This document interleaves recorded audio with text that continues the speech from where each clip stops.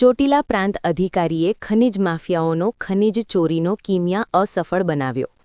નાયબ કલેક્ટર ચોટીલા એચ.ટી. મકવાણા નાઓએ ચોટીલા નગરપાલિકાની ચૂંટણીની કામગીરીમાં વ્યસ્ત હોવાનું માની ખનિજ માફિયાઓએ કોલસાનો એક કૂવો ચાલુ કરેલ તે અંતર્ગત નાયબ કલેક્ટરે છટકું ગોઠવી જપ્ત કર્યો.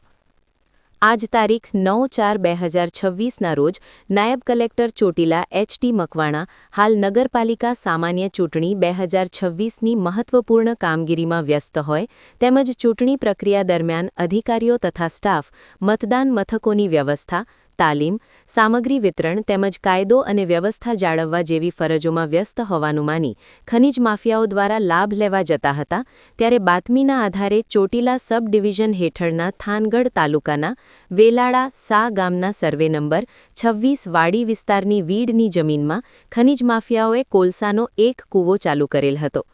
ત્યાં રેડ પાડી હતી અને ખનિજ માફિયાઓની ખનિજ ચોરી નિષ્ફળ બનાવી હતી.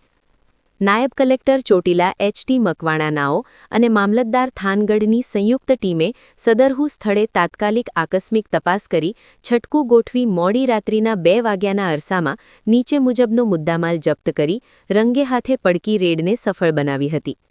સ્થળ પર જપ્ત કરેલ મુદ્દામાલમાં એક લોડર મશીન, એક ડમ્પર, 40 મેટ્રિક ટન કોલસો સહિતનો સમગ્ર મુદ્દામાલ મળી કુલ ₹51,80,000નો મુદ્દામાલ જપ્ત કરી મામલતદાર કચેરી ચોટીલા ખાતે ખસેડવામાં આવ્યો છે અને ગેરકાયદેસર કોલસાનું ખનન કરનાર અરવિંદભાઈ રમેશભાઈ સારદિયા, રહે ખાખરાથડ તાલુકો થાનગઢ, મુકેશભાઈ રાયસંગભાઈ સારદિયા, રહે ખાખરાથડ તાલુકો થાનગઢ, ઘુગાભાઈ ખાંભલા, રહે મોરસલ તાલુકો સાયલાવાડા સહિતના સામે કડક કાર્યવાહી હાથ ધરવામાં આવી છે.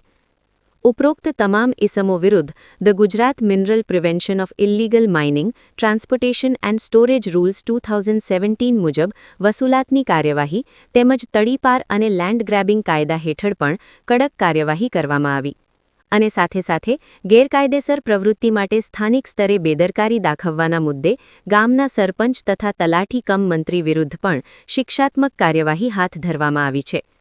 રિપોર્ટર ભરત દવે, સમય 24 ન્યૂઝ, થાનગઢ.